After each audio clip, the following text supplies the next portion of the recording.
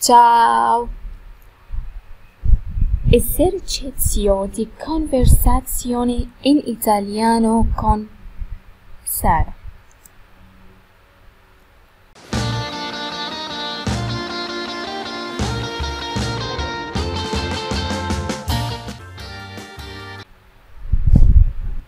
Buongiorno signora. Buongiorno signore.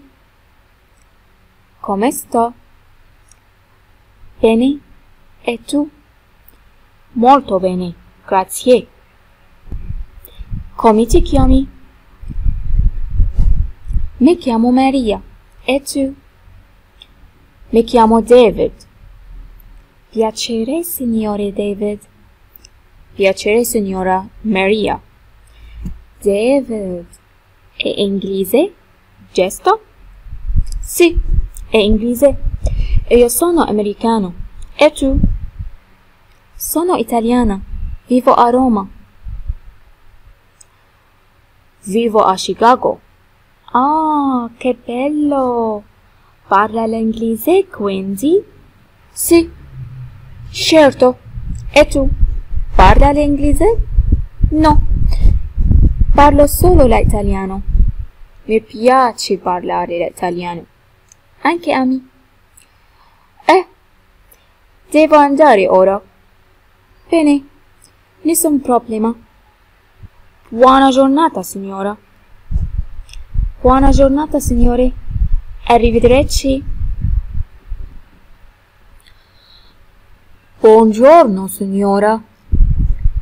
Buongiorno, signore. Come sta? Bene. E tu? Molto bene, grazie. Come ti chiami? Mi chiamo Maria. E tu? Mi chiamo David.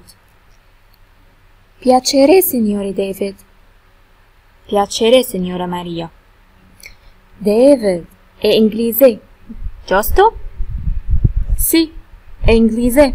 E io sono americano. E tu? Io sono italiana. Vivo a Roma. Vivo a Chicago. Ah, che bello! Parla l'inglese quindi? Sì, certo. E tu? Parla l'inglese? No, parlo solo italiano. Mi piace parlare l'italiano. Anche a me. Devo andare ora. Bene, nessun problema. Buona giornata, signora. Buona giornata, signore. Arrivederci. Se vi piace questa puntata, ricordate di mettere un like. Ci vediamo presto. Ciao.